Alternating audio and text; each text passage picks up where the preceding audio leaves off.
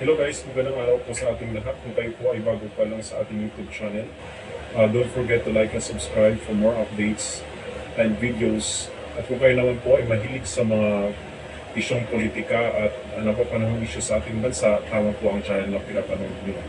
So guys, ang ating pong pag-uusapan sa oras na ito po ay tungkol sa usaping charter change o CHA-CHA.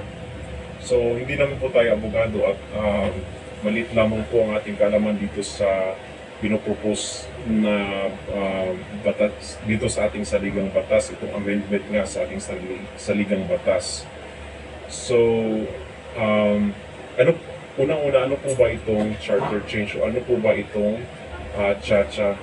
So, sa ating po pagkakaintindi, itong CHA-CHA po ay ito po ay isang resolusyon kung saan magkakaroon po ng amendment doon sa 1987 Constitution. So, halimbawa lamang po dito ay ang bansang Japan, kung saan po sila ay may Prime Minister. So, kung maaprubahan po at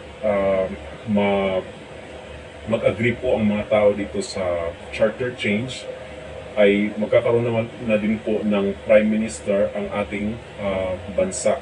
So, in other words, hindi na po ang presidente ang may pinakamataas na posisyon sa ating bansa, kundi ang Prime Minister. At yan po ay sa kung sino man po ang House Speaker, siya po ang maging Prime Minister. So ano po ba ang benefit nitong CHA-CHA or ano po ba ito para sa mga tao? Well, unang-una po, meron na pong mga nakapanood dito na red flag. Unang-una po is meron pong mga napabalita na meron na pong pinapaikot na mga papel kung saan ito po ay pinapapirmahan sa mga tao bawat distrito. At ito po ay dapat makakuha ng 12%, at least 12% ng voters doon sa per district ng isang lugar. So bakit 12%? Kasi po dapat po equal po yung magiging perma na makukuha nila.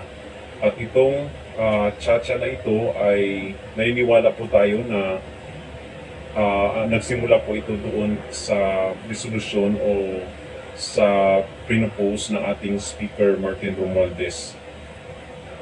Para sa atin po, isa po sa red flag doon is, doon po sa papapirma is meron pong mga binabayaran daw po or nagbibigay ng mga pera sa mga tao. So, yun lamang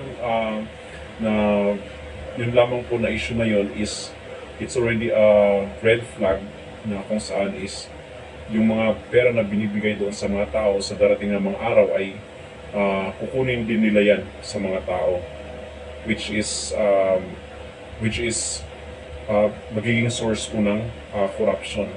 And pangalawa is ito nga pong ating bansa is kaka-recover pa lang sa pandemic or sa pandemya, and hindi po napapanahon sa ngayon dahil marami pa pong mga priorities or hindi po ito dapat priority ng ating gobyerno itong pagpasa ng CHA-CHA.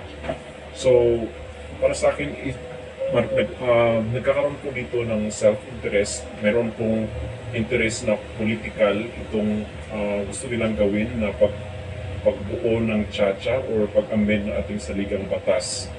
And in fact, ilang beses na rin po itong binasura ng ating Senado ng mga nakaraang administration dahil nga po hindi po na-meet yung requirement or hindi po, marami po ang nag-disagree ng mga mambabatas. So, there are red flags na ito po ay hindi for the benefits of the masses. And meron pong political interest na kaakibat dahil kung bakit gustong ipasa itong charter change. And so, ano po ang masasabi natin dito?